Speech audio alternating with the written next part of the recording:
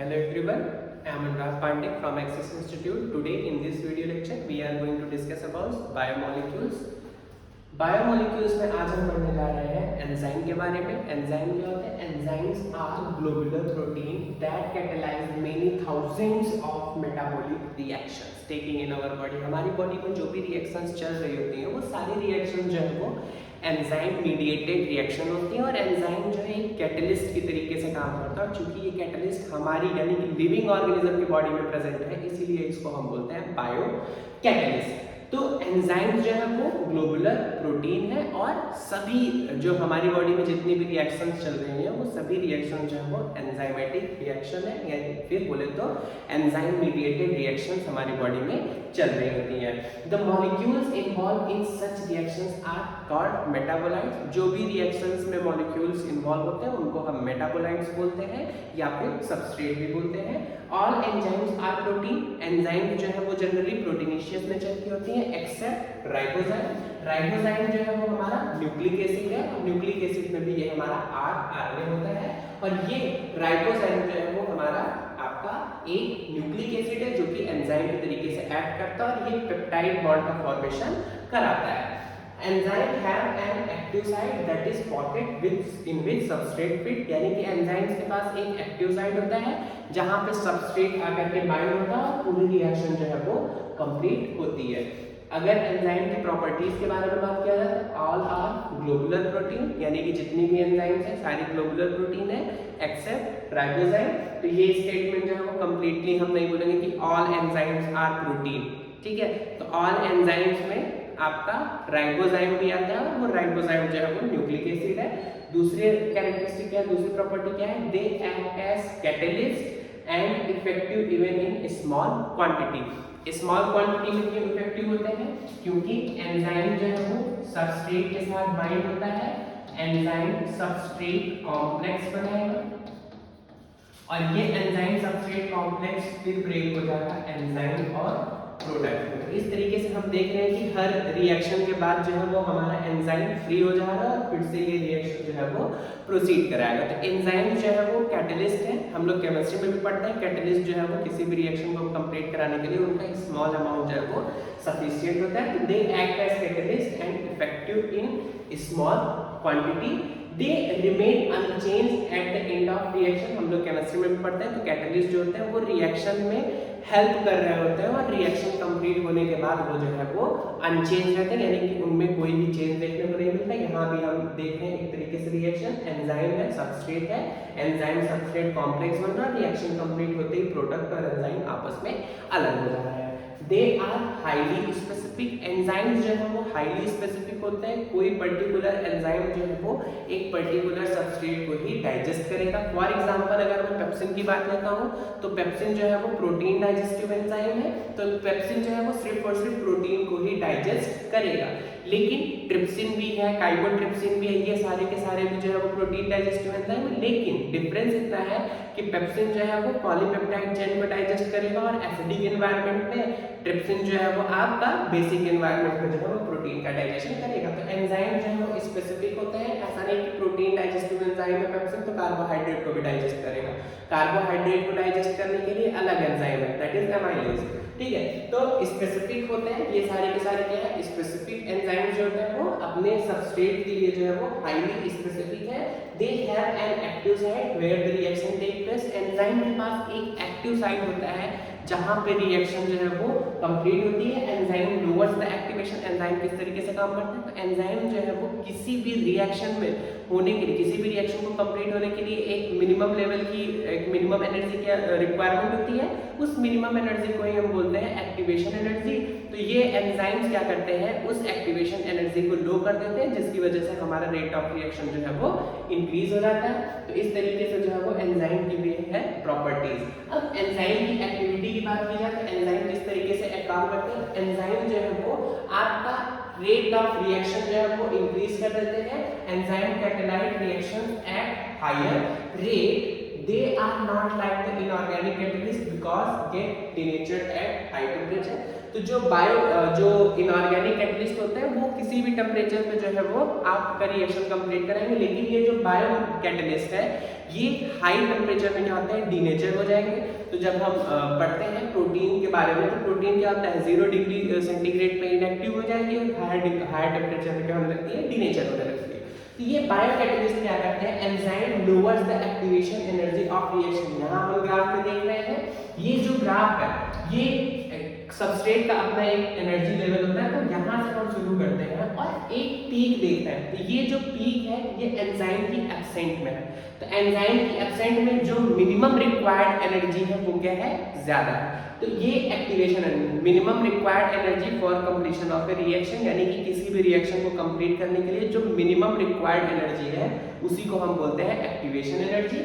तो ये activation energy enzyme की एब्सेंस में जो है वो ज्यादा है, in the absence of enzyme. और एंजाइम की प्रेजेंस में अगर हम ग्राफ प्लॉट करते हैं तो ये जो है वो आपका लो कर दिया। तो कैटलिस्ट क्या किया, एंजाइम ने क्या किया, एक्टिवेशन एनर्जी को लो कर दिया। तो जब एक्टिवेशन एनर्जी लो हो जाएगा तो रेट ऑफ रिएक्शन जो है वो इंक्रीज हो जाएगा। क्यों इंक्रीज हो जाएगा, कुछ ऐसे मॉलिक्यूल्स होंगे जिनके पास ये एक्टिवेशन, जब एंजाइम एब्सेंट होगा तो उसकी एनर्जी होगी रिएक्शन में पार्टिसिपेट करने के लिए, लेकिन वो क्या करेगा, वो उसको इस लेवल तक की एनर्जी चाहिए। तो ये एनर्जी उसको नहीं मिलेगी तो वो सबस्ट्रेट जो है वो आपका रिएक्शन में पार्टिसिपेट नहीं करेगा। तो एंजाइम क्या है, उसने एक्टिवेशन एनर्जी ही लो कर दिया, तो अब ज्यादा से ज्यादा सबस्ट्रेट जो है वो प्रोडक्ट में कन्वर्ट होंगे। तो फाइनली क्या होगा, रेट ऑफ रिएक्शन जो है वो इंक्रीज हो जाएगा।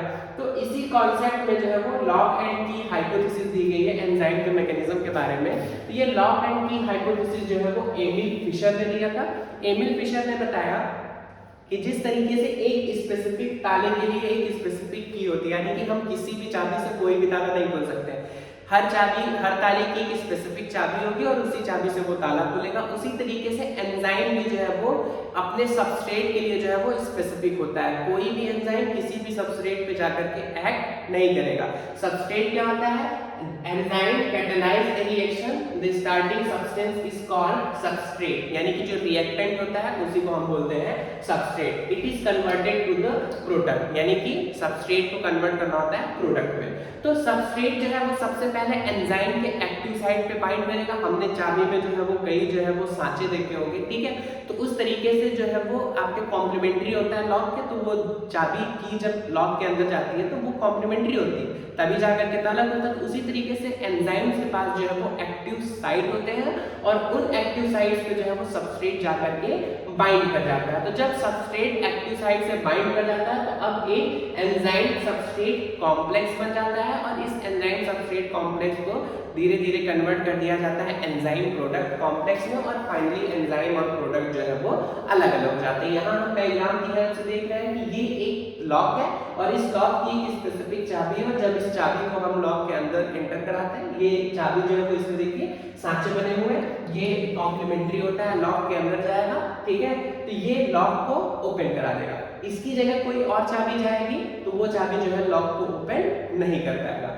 इसी तरीके से एंजाइम है, एंजाइम के पास जो है वो एक्टिव साइट होते हैं और वो एक्टिव साइट जो है वो सबस्ट्रेट के कॉम्प्लीमेंट्री होते हैं, और जैसे ही एंजाइम का जो सबस्ट्रेट होता है वो एंजाइम के एक्टिव साइट पे आकर के बाइंड होता है, एंजाइम सबस्ट्रेट कॉम्प्लेक्स बनता है। ये enzyme substrate complex enzyme product complex में बनता है और फाइनली एंजाइम और प्रोडक्ट जो है वो अलग हो जाता है। तो इस तरीके से एंजाइम जो है वो हमारा फंक्शन करती है, और ये हाइपोथेसिस लॉक एंड की हाइपोथेसिस, यानी कि जिस तरीके से एक स्पेसिफिक ताले की एक स्पेसिफिक चाबी होती है, यानी कि किसी भी ताले को हम किसी दूसरी चाबी से नहीं खोल सकते, सिर्फ उसी चाबी से वो ताला खुलेगा।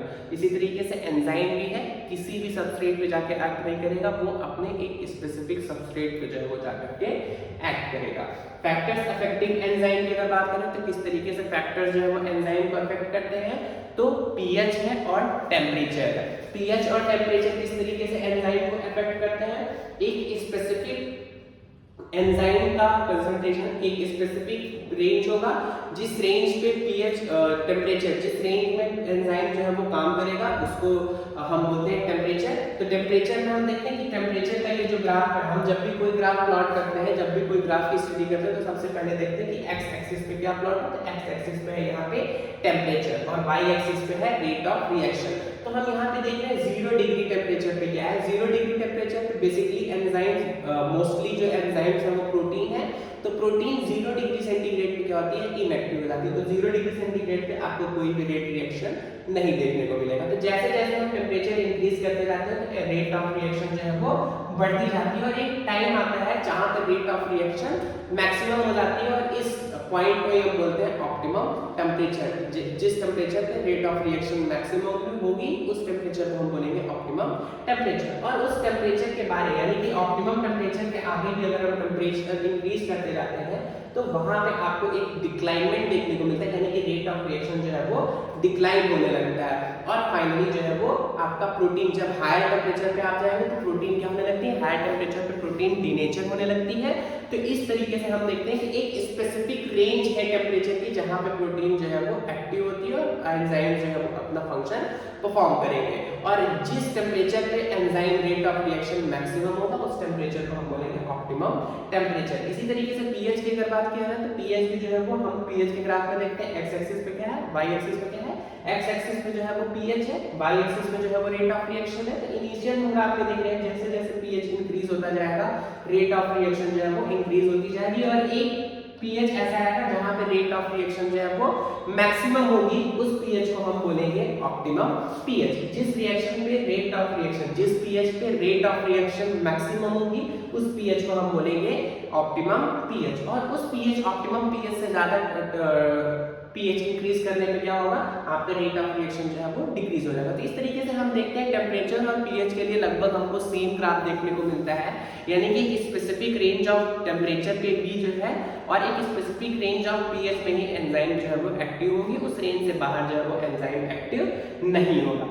अगला क्या है, कंसंट्रेशन। तो एंजाइम जो है वो the rate of reaction is directly proportional to the enzyme concentration, यानी कि अगर आप एंजाइम का कंसंट्रेशन इंक्रीज करते जाओगे तो रेट ऑफ रिएक्शन जो है वो इंक्रीज होता जाएगा। क्यों होगा इंक्रीज, क्योंकि जितने ज्यादा से ज्यादा एंजाइम्स होंगे उतने ज्यादा से ज्यादा एक्टिव साइट होंगे और जितने ज्यादा एक्टिव साइट होंगी उतनी ज्यादा रिएक्शन कंप्लीट होगी। तो एंजाइम जो है वो रेट ऑफ रिएक्शन जो है वो एंजाइम के कंसंट्रेशन के डायरेक्टली प्रोपोर्शनल होती है। अगर सबस्ट्रेट की कंसंट्रेशन की बात किया जाए तो कंसंट्रेशन ऑफ सबस्ट्रेट यानी कि जो सबस्ट्रेट है उसके कंसंट्रेशन की बात किया जाए एंजाइम का अमाउंट जो है वो फिक्स है। तो हम अगर ग्राफ प्लॉट करते हैं तो ग्राफ जो है वो रेट ऑफ रिएक्शन और सबस्ट्रेट कंसंट्रेशन के बीच में अगर हम ग्राफ प्लॉट करते हैं तो इनिशियल देखते हैं कि जैसे जैसे हम टेम्परेचर इंक्रीज कराते जाते हैं रेट ऑफ रिएक्शन भी जो है वो इंक्रीज होता जाता है। लेकिन एक ऐसा सबस्ट्रेट, एक ऐसा कंसंट्रेशन सबस्ट्रेट का आता है जहां पे उसके आगे अगर हम कंसंट्रेशन इंक्रीज कराते हैं तो रेट ऑफ रिएक्शन इंक्रीज नहीं होता है। वहां पे क्या होता है, टेम्परेचर जो है वो आपका जो रेट ऑफ रिएक्शन क्या है वो कांस्टेंट हो जाता है और जहां पे रेट ऑफ रिएक्शन कांस्टेंट हो जाता है उसको हम बोलते हैं वी मैक्स, यानी कि जो रेट ऑफ रिएक्शन है वो क्या है अब मैक्सिमम हो चुकी है, इसके आगे रेट ऑफ रिएक्शन जो है वो इंक्रीज नहीं होगी, आप कितना भी सबस्ट्रेट का कंसंट्रेशन इंक्रीज करा दो। तो इनिशियल लेवल पे हम देखते हैं कि जैसे जैसे शुरुआत में हम कंसंट्रेशन इंक्रीज कराते जाते हैं रेट ऑफ रिएक्शन भी जो है वो इंक्रीज हो जाती है। एक कंसंट्रेशन ऐसा आता है जहां पे आपका रेट ऑफ रिएक्शन जो है वो मैक्सिमम हो जाती है और उस कंसंट्रेशन को हम बोलते हैं V मैक्स। ठीक है, तो जहां पे रेट ऑफ रिएक्शन यानी कि आपका कंसंट्रेशन जहां पे V मैक्स आ जाता है और उसके बाद जो है आप कंसंट्रेशन इंक्रीज कराते जाओ, यहाँ पे कंसंट्रेशन हम इंक्रीज कराते जा रहे हैं लेकिन रेट ऑफ रिएक्शन जो है वो हमारा अब कांस्टेंट हो चुका है। तो यहाँ पे हम एक और बात पढ़ते हैं, माइकेलिस कांस्टेंट आता है। माइकेलिस कांस्टेंट की जो है वो कंसंट्रेशन होता है concentration at which rate of reaction is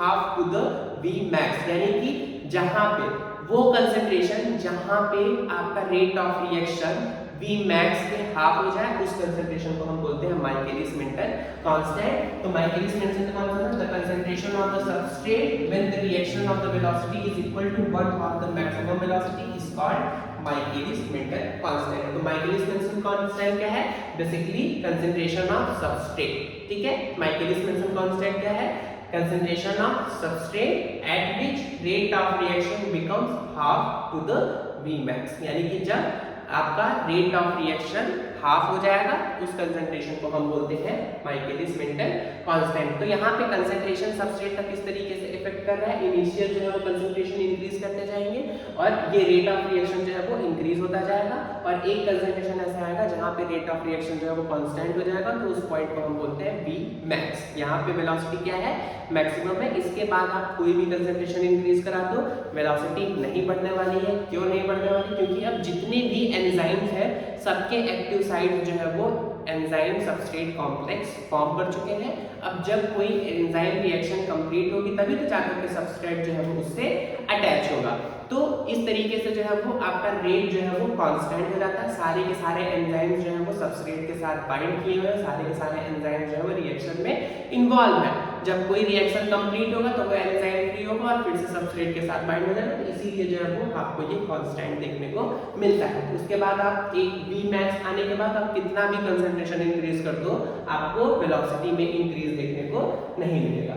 फिर इनहिबिटर्स ऑफ एंजाइम के बारे में बात किया जाए, कुछ ऐसे सबस्ट्रेट होते हैं जो एंजाइम्स की एक्टिविटी को ब्लॉक कर देते हैं और ऐसी सबस्ट्रेट को ही हम बोलते हैं इनहिबिटर। तो certain substance present in the cells में react with the enzymes and inhibit its rate of reaction या फिर inhibits its activity, these substances are called inhibitors. ऐसे सब्सटेंस को हम जो है वो इनहिबिटर्स बोलते हैं। It is of two type, competitive inhibition and non competitive inhibition. तो अगर हम नॉर्मल रिएक्शन की बात करते हैं तो नॉर्मल रिएक्शन में क्या है, ये एंजाइम है, एंजाइम के पास एक्टिव साइट है, इस एक्टिव साइट पे जो है वो सबस्ट्रेट आकर के बाइंड करता है, एंजाइम सबस्ट्रेट कॉम्प्लेक्स बना, ये क्या बना, एंजाइम सबस्ट्रेट कॉम्प्लेक्स बना, और इस एंजाइम सबस्ट्रेट कॉम्प्लेक्स से जो है वो एंजाइम और प्रोडक्ट जो है वो रिलीज हो जाते हैं। लेकिन सपोज ऐसा कोई प्रोडक्ट आ रहा है, ऐसा कोई सबस्ट्रेट है, ऐसा कोई इनहिबिटर आ जाए, वो इस एक्टिव साइट से बाइंड कर जाए या फिर इस एक्टिव साइट को जो है चेंज कर दे, जिसकी वजह से ये सबस्ट्रेट एक्टिव साइट से बाइंड ना कर पाए, तो उस सबस्ट्रेट को हम बोलते हैं इनहिबिटर, और वो क्या करता है, एंजाइम की एक्टिविटी को जो है वो ब्लॉक कर देता है। तो अब हम बात करते हैं कॉम्पिटिटिव इनहिबिटर क्या है। तो कॉम्पिटिटिव इनहिबिटर जो है, नाम से पता चल रहा है कम्पीट करेगा, तो कम्पीट किस लिए करेगा, ऐसा इनहिबिटर जो एंजाइम की एक्टिव साइट के लिए कम्पीट करे, उस इनहिबिटर को बोलते हैं कॉम्पिटिटिव इनहिबिशन। यानी कि यहाँ पे जो इनहिबिटर होता है वो सबस्ट्रेट के जैसा रिजेंबल करता है। यहाँ हम डायग्राम में देख रहे हैं, इसका एक्टिव साइट देखिए, ये जो इनहिबिटर है, ये इनहिबिटर का यदि हम एक्टिव साइट देखते हैं तो इसका जो एक्टिव साइट है वो हमारे ये जो सबस्ट्रेट है, इस सबस्ट्रेट के क्या है जैसे, ठीक है। तो एंजाइम का जो है वो एक्टिव साइट पे जाकर के ये इनहिबिटर जो है वो बाइंड कर जाएगा। तो जैसे ही ये इनहिबिटर एंजाइम के साथ बाइंड करेगा, ये सबस्ट्रेट अब जो है वो एंजाइम के साथ बाइंड नहीं कर पाएगा, हमारा जो रिएक्शन है वो अब कंप्लीट नहीं होगी। यानी कि क्या होगा, हमारे रेट ऑफ रिएक्शन, जो हमारा रेट ऑफ रिएक्शन था उसको क्या कर दिया गया, अब स्टॉप कर दिया गया या फिर इनहिबिट कर दिया गया। तो जो सबस्ट्रेट यहाँ पे क्या है, इनहिबिशन में कंपटीशन हो रहा है, यहाँ पे क्या हो रहा है, कंपटीशन हो रहा है, इसीलिए इस तरीके के इनहिबिशन को बोल रहे हैं कॉम्पिटिटिव इनहिबिशन। सबस्ट्रेट जो है वो इनहिबिटर के साथ कंपीट करेगा या फिर इनहिबिटर जो है वो सबस्ट्रेट के साथ कंपीट करेगा for the active site of enzyme. तो एंजाइम के एक्टिव साइट के लिए यहाँ पे कंपटीशन है। अगर सबस्ट्रेट जाकर के बाइंड हो गया तो रिएक्शन कंप्लीट होगी, इनहिबिटर जाकर के बाइंड हो गया तो रिएक्शन ब्लॉक हो जाएगा। तो ये जो होता है ये टेम्परेरी होता है, और इनहिबिटर के हट जाने पे जो है वो सबस्ट्रेट बाइंड होता है और रिएक्शन कंप्लीट होती है। फॉर एग्जांपल जो है वो हमारे पास रुबिस्को प्रेजेंट है, तो रुबिस्को क्या करता है, इसके पास दोनों एक्टिविटी है, कार्बोक्सिलेशन की भी एक्टिविटी है और ऑक्सीजनेशन की एक्टिविटी है। तो जब इसको कार्बन डाइऑक्साइड मिलता है तो ये कार्बोक्सिलेशन रिएक्शन को प्रोसीड कराता है, और यदि इसको ऑक्सीजन मिलता है तो ये ऑक्सीजनेशन रिएक्शन को प्रोसीड करा करके C2 साइकिल में एंटर कर जाता है, और जब कार्बन डाइऑक्साइड मिलता है तो फोटोसिंथेसिस में ये C3 साइकिल कराता है। Inhibitor of succinic dehydrogenase by malonate, ये तो जो मैलोनेट है, ये मैलोनेट जो है वो सक्सिनिक एसिड के जैसा इसका स्ट्रक्चर होता है, और ये मैलोनेट जो है वो सक्सिनिक डिहाइड्रोजनेज पे जाकर के उसके एक्टिव साइट पे, सक्सिनिक डिहाइड्रोजनेज जो है वो एंजाइम है, इसके एक्टिव साइट पे जाकर के मैलोनेट जो है वो बाइंड कर जाएगा। तो जब मैलोनेट सक्सिनिक डिहाइड्रोजनेज पे बाइंड कर जाता है तो सक्सिनिक एसिड को जो है वो एक्टिव साइट नहीं मिलता, तो जिसकी वजह से रिएक्शन जो है वो कंप्लीट नहीं होती है। तो यहाँ पे हम देख रहे हैं कि जो कैटलिस्ट है, ठीक है, यहाँ पे रुबिस्को है, रुबिस्को क्या है, एंजाइम है, most abundant protein present in biosphere. तो सबसे ज्यादा जो है वो एंजाइम, ये जो प्रोटीन है रुबिस्को, ये सबसे ज्यादा प्रेजेंट होते हैं। रुबिस्को का फुल फॉर्म क्या है, रुबिलोज बिसफॉस्फेट कार्बोक्सिलेज, ऑक्सीजनेज, इसके पास जो है वो दोनों एक्टिविटी है for the carboxylation and oxygenation. तो यहाँ पे कार्बन डाइऑक्साइड और oxygen for the active site, यानी कि इसको की एक्टिव साइट के लिए क्या करते हैं, कंपटीशन, कॉम्पीट करते हैं। तो इसीलिए ये जो इनहिबिशन है, ये इनहिबिशन है क्या हमारा, कॉम्पिटिटिव इनहिबिशन। अब अगर नॉन कॉम्पिटिटिव इनहिबिशन की बात किया जाए तो यहाँ पे जो है वो इनहिबिटर जो है वो एक्टिव साइट के लिए कंपटीशन नहीं करता। यहाँ पे जो एंजाइम के साथ जो बाइंडिंग होती है वो परमानेंट बाइंडिंग होती है, और एंजाइम के साथ जो है वो किसी दूसरे साइट पे, एलोस्टेरिक साइट पे जो है वो इनहिबिटर जाकर के बाइंड हो जाता है। और इस जब इनहिबिटर जो है वो किसी दूसरे एलोस्टेरिक साइट पे जाकर के बाइंड कर जाएगा, तो यदि सबस्ट्रेट आकर के बाइंड भी कर जाता है तो वो जो है रिएक्शन को प्रोसीड नहीं होने देगा, क्योंकि अब एंजाइम में जो है वो कुछ चेंज हो जाएगा, जिसकी वजह से एंजाइम जो है वो एज ए कैटलिस्ट एक्ट नहीं कर पा रहा, यानी कि एंजाइम की एक्टिविटी को ब्लॉक कर दिया जाएगा। और इस तरीके से फिर जो है वो रेट ऑफ रिएक्शन जो है वो हमारा डिक्रीज हो जाएगा। तो रेट ऑफ रिएक्शन जो है वो हमको देखने को मिलेगा चेंज। और यहाँ पे हम देखते हैं कि ये यहाँ पे क्या है, एंजाइम में कंपटीशन नहीं हो रहा है। इनहिबिटर क्या है, सबस्ट्रेट के साथ जो कंपटीशन नहीं कर रहा है, वो एंजाइम के किसी एलोस्टेरिक रीजन पे जाकर के बाइंड हो जा रहा है, जिसकी वजह से या तो एक्टिव साइट में चेंज कर देगा, एक्टिव साइट में चेंज हो जाएगा तो वहां पे कोई भी सबस्ट्रेट जाकर के बाइंड नहीं कर पाएगा, रिएक्शन प्रोसीड नहीं होगी। तो इस तरीके का जो इनहिबिशन है, जहां पे इनहिबिटर जो है वो सबस्ट्रेट के साथ कंपटीशन नहीं कर रहा होता है, इस तरीके के इनहिबिशन को हम बोलते हैं non competitive inhibition. Certain non competitive और irreversible inhibition binds tightly and permanently to an enzyme and destroy its catalytic properties। ठीक है, तो यहाँ पे जो एग्जांपल है ये जो है वो पॉइजन के तरीके से काम करते हैं, और एग्जांपल है साइनाइड एंड। तो साइनाइड एंड क्या करता है, साइटोक्रोम ऑक्सीडेज की एक्टिविटी को ब्लॉक कर देता है, और साइटोक्रोम ऑक्सीडेज एंजाइम की हेल्प जो है वो इलेक्ट्रॉन ट्रांसफर हो रहे होते हैं, और फाइनली जो है वो ऑक्सीजन तक पहुंचते हैं, और इसीलिए जो है वो जो ह्यूमन है उसकी डेथ हो जाती है किसी पर्टिकुलर ऑर्गेनिज्म की। तो साइनाइड एंड जो है वो आपका नॉन कॉम्पिटिटिव इनहिबिशन का एग्जांपल है। ये क्या करता है, साइटोक्रोम ऑक्सीडेज की एक्टिविटी को ब्लॉक कर देता है। एंजाइम में हमने दो तरीके के इनहिबिशन पढ़े, competitive inhibition, non competitive inhibition. अब हम पढ़ते हैं एंजाइम के क्लासिफिकेशन के बारे में। एंजाइम को उनकी एक्टिविटी मोड ऑफ एक्शन के बेसिस पे क्लासिफाई किया गया है। सबसे पहला एंजाइम है, इनको 6 क्लास में क्लासिफाई किया गया है। तो जो पहली क्लास है उसको बोलते हैं ऑक्सीडो रिडक्टेज, यानी कि जो एंजाइम ऑक्सीडेशन और रिडक्शन में पार्टिसिपेट करेगा उसको हम बोलते हैं ऑक्सीडो रिडक्टेज, या फिर डिहाइड्रोजिनेसिस, यानी कि या फिर हाइड्रोजन का जो है वो ट्रांसफर होगा।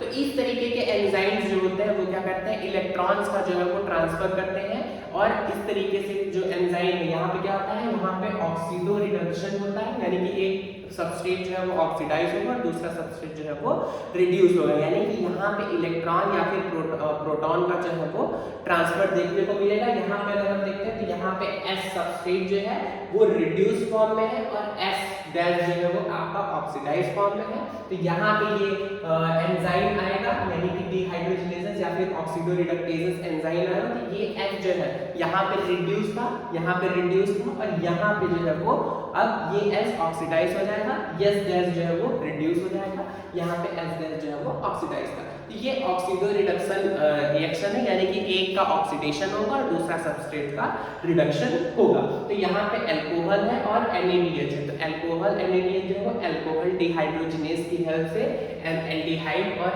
NaDH2 में कन्वर्ट हो जाते हैं। ट्रांसफरेजेस की बात करें तो ट्रांसफरेजेस की में जो है वो एक किसी फंक्शनल ग्रुप का जो है वो ट्रांसफर होता है अदर देन हाइड्रोजन।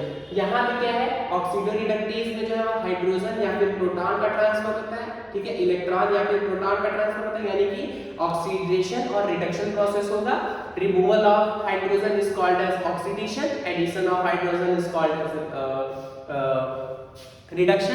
तो यहाँ पे क्या है, ऑक्सीडेशन रिडक्शन रिएक्शन होगी, यानी कि या तो प्रोटॉन का रिमूवल होगा या फिर प्रोटॉन का एडिशन होगा, या फिर इलेक्ट्रॉन का रिमूवल होगा या फिर इलेक्ट्रॉन का रिडक्शन होगा। लेकिन जो ट्रांसफरेजेस है, ट्रांसफरेजेस क्लास क्या करता है, यहाँ पे एंजाइम जो है वो कैटलाइज करता है किसी ग्रुप के ट्रांसफर। यहाँ पे एक ग्रुप जो है वो उसका ट्रांसफर होता है, इसलिए इसको बोलते हैं ट्रांसफरेजेस। फॉर एग्जांपल Sg और S डैश है, तो ये जो है वो कन्वर्ट हो जाएगा आपका, यहाँ पे जब ये रिएक्शन कंप्लीट होगी, यहाँ पे जब एंजाइम्स आएंगे तो ये जो S डैश ग्रुप है वो आपका S के साथ जो है वो आकर के अटैच हो जाएगा। तो यहाँ पे आप देखो ट्रांसफर हो गया, ठीक है, ये जी जो है वो ट्रांसफर होकर के एस डैश के साथ अटैच हो गया। तो यहाँ पे जो है वो क्या हो रहा है, ट्रांसफर। जब कोई पर्टिकुलर ग्रुप जो है वो ट्रांसफर होगा तो उसको हम बोलते हैं ट्रांसफरेजेस। फिर यहाँ पे ग्लूकोज है, ग्लूकोज के साथ एटीपी आता है, तो ग्लूकोहेक्सोकाइनेज आ रहा है एंजाइम। ठीक है, ग्लूकोहेक्सोकाइनेज की हेल्प से क्या हो रहा है, ग्लूकोज 6 फॉस्फेट का फॉर्मेशन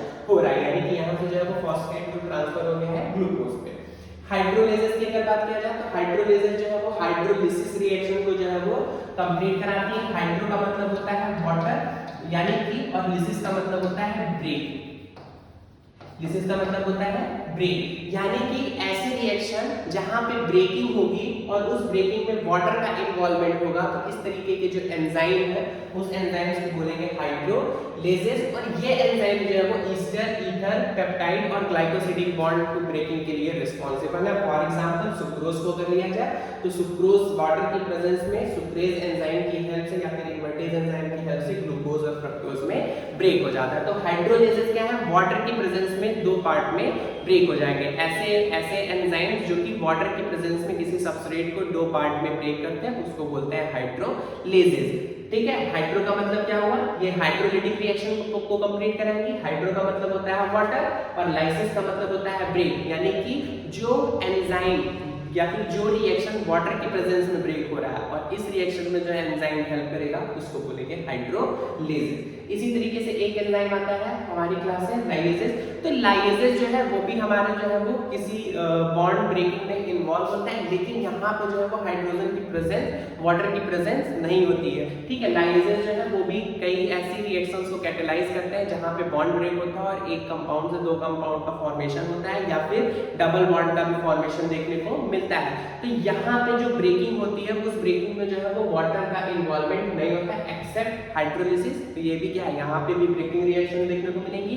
लाइगेजेस एंजाइम भी जो है वो कैटेलाइज करेंगे ब्रेकिंग, ये कैटेलाइज करेंगे बॉन्ड ब्रेकिंग को। और एग्जांपल देखते हैं, फ्रक्टोज 1,6 डाइफॉस्फेट जो है वो एल्डोलेज एंजाइम की हेल्प से DHAP डाइहाइड्रोक्सी एसीटोन फॉस्फेट और ग्लिसरैल्डिहाइड फॉस्फेट में ब्रेक हो जाता है। तो जो एंजाइम दो पार्ट में ब्रेक करें लेकिन वाटर की रिक्वायरमेंट ना हो उसको बोलते हैं लाइगेजेस। ठीक है, या फिर डबल बॉन्ड की फॉर्मेशन में हेल्प कर रहे होते हैं। ठीक है, तो ये भी एंजाइम क्या है, लाइगेजेस, जो कि ब्रेक कर रहे हैं विदाउट वाटर इन। ठीक है, तो बिना वाटर की प्रेजेंस में जो ब्रेकिंग रिएक्शन करा है वो है हमारा लाइगेजेस। हाइड्रोलेजेस जो है वो वाटर की प्रेजेंस में ब्रेक करा रहा है बॉन्ड को, और यहाँ पे क्या है, यहाँ पे लाइगेजेस क्या है, वाटर की एब्सेंस में बॉन्ड को ब्रेक करा रहा है, कभी कभी जो है वो डबल बॉन्ड का फॉर्मेशन भी करा रहा है। नेक्स्ट एंजाइम है हमारा आइसोमेरेजेस। तो जो एंजाइम, कुछ रिएक्शंस ऐसी होती हैं जो कि आइसोमर का फॉर्मेशन करती हैं, तो ऐसे आइसोमर फॉर्मेशन में जो रिएक्शंस इन्वॉल्व होती हैं उन एंजाइम्स को बोलते हैं हम आइसोमेरेजेस। तो जो एंजाइम आइसोमराइजेशन रिएक्शन में इन्वॉल्व है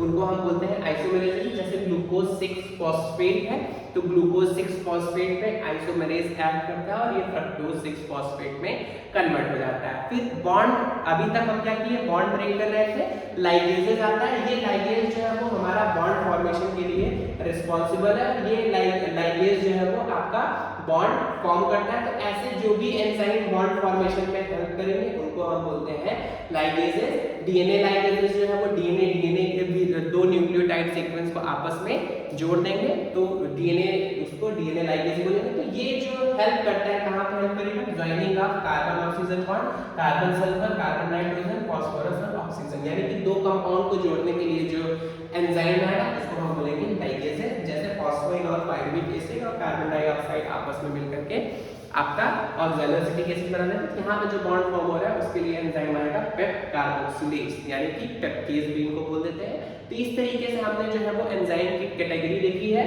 O T H L I N। ठीक है, ऑक्सीडोरिडक्टेज, ट्रांसफेरेज। ऑक्सीडोरिडक्टेज तो क्या था, इलेक्ट्रॉन का ट्रांसफर था, यहाँ पे इलेक्ट्रॉन ट्रांसफर हो रहा था, यहाँ पे ग्रुप का ट्रांसफर था। और हाइड्रोलेजेस क्या था, वाटर की प्रेजेंस में ब्रेक कर रहे थे। और लाइगेजेस क्या थे, ये जो है वो ब्रेक कर रहे थे। लाइगेजेस जो है वो ब्रेकिंग रिएक्शन में पार्टिसिपेट कर रहे थे लेकिन हाइड्रोलिसिस रिएक्शन में नहीं थे। ये ब्रेकिंग रिएक्शन में थे लेकिन हाइड्रोलिसिस रिएक्शन को परफॉर्म नहीं कर रहे थे। आइसोमेरेजेस जो कि आइसोमराइजेशन के लिए रिस्पांसिबल था, फिर लाइगेजेस जो कि बॉन्ड फॉर्मेशन के लिए रिस्पांसिबल था। अब हम बात करते हैं कोफैक्टर्स के बारे में। तो कोफैक्टर्स के बारे में बात करने से पहले मैं बात करता हूँ कि प्रोटीन पार्ट एंजाइम में दो तरीके के पार्ट्स प्रेजेंट होते हैं। एक होता है प्रोटीन पार्ट जिसको हम बोलते हैं एपो एंजाइम, और जो नॉन प्रोटीन पार्ट होता है उसको हम बोलते हैं कोफैक्टर। तो नॉन प्रोटीन पार्ट को हम बोलते हैं कोफैक्टर। ये प्रोटीन और नॉन प्रोटीन कोफैक्टर यानी कि प्रोटीन पार्ट और नॉन प्रोटीन पार्ट मिलकर के एंजाइम को जो है वो एक्टिव एंजाइम बनाते हैं, और इस तरीके का जो होता है उसको बोलते हैं हम होलो एंजाइम। यानी कि प्रोटीन पार्ट जो है वो एपो एंजाइम है और कोफैक्टर जो है वो आपका नॉन प्रोटीन पार्ट होता है। तो in this condition the protein portion of the enzyme is called apoenzyme. There are three kinds of cofactor.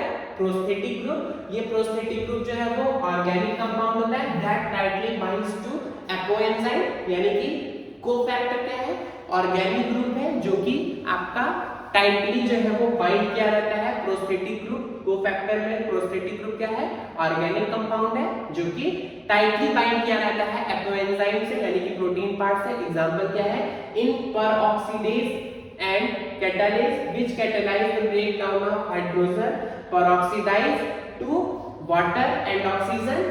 Haem is the prosthetic group. Heme क्या है, प्रोस्थेटिक ग्रुप होता है। तो पेरोक्सीडेज और कैटालेज जो कि आपका वाटर को मतलब हाइड्रोजन पेरोक्साइड को वाटर में कैटेलाइज करता है और ऑक्सीजन में, यहाँ पे जो प्रोस्थेटिक ग्रुप है वो क्या है, हीम। यानी कि हीम जो है वो ऑर्गेनिक है और टाइटली बाइंड किया रहता है एपो एंजाइम के साथ। एपो एंजाइम क्या है, प्रोटीनेशियस पार्ट है। फिर आता है कोएंजाइम। कोएंजाइम्स भी जो है वो आपके ऑर्गेनिक होते हैं, लेकिन ये क्या होते हैं, एपो एंजाइम के साथ जो है वो लूजली अटैच होते हैं।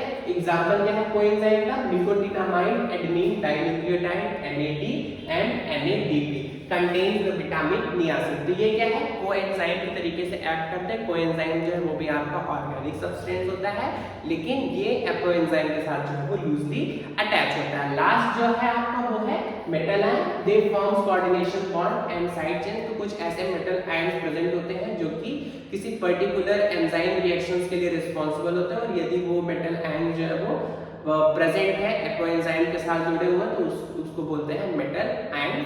तो zinc is a cofactor for proteolytic enzyme called carboxy peptidase. Cofactor जो है वो एक क्रूशियल रोल प्ले करता है एंजाइमेटिक एक्टिविटी में, और यदि ये कोफैक्टर प्रेजेंट नहीं होंगे या फिर रिमूव कर दिए जाएंगे तो एंजाइम की जो कैटालिटिक एक्टिविटी है वो लॉस हो जाएगी। ठीक है, तो एंजाइम में जो है वो दो तरीके के पार्ट होते हैं, हम लोगों ने पढ़ा। एंजाइम में दो तरीके के पार्ट होते हैं। पहला जो है वो प्रोटीन पार्ट होता है, उसको बोलते हैं एपो एंजाइम, और दूसरा जो है वो नॉन प्रोटीन पार्ट जिसको हम बोलते हैं कोएंजाइम। अब ये नॉन प्रोटीन पार्ट जो है वो दो तरीके का होता है, ऑर्गेनिक होता है और इनऑर्गेनिक। इनऑर्गेनिक में मेटल आयंस है, ऑर्गेनिक में दो तरीके का है, एक है प्रोस्थेटिक और दूसरा है कोएंजाइम। प्रोस्थेटिक जो है वो ऑर्गेनिक कंपोनेंट होता है जो कि टाइटली बाइंड किया होता है, और कोएंजाइम जो है वो भी ऑर्गेनिक होता है जो कि आपका लूजली बाइंड होता है। तो इस तरीके से हम लोग जो है वो एंजाइम के बारे में पढ़ते हैं। Thank you.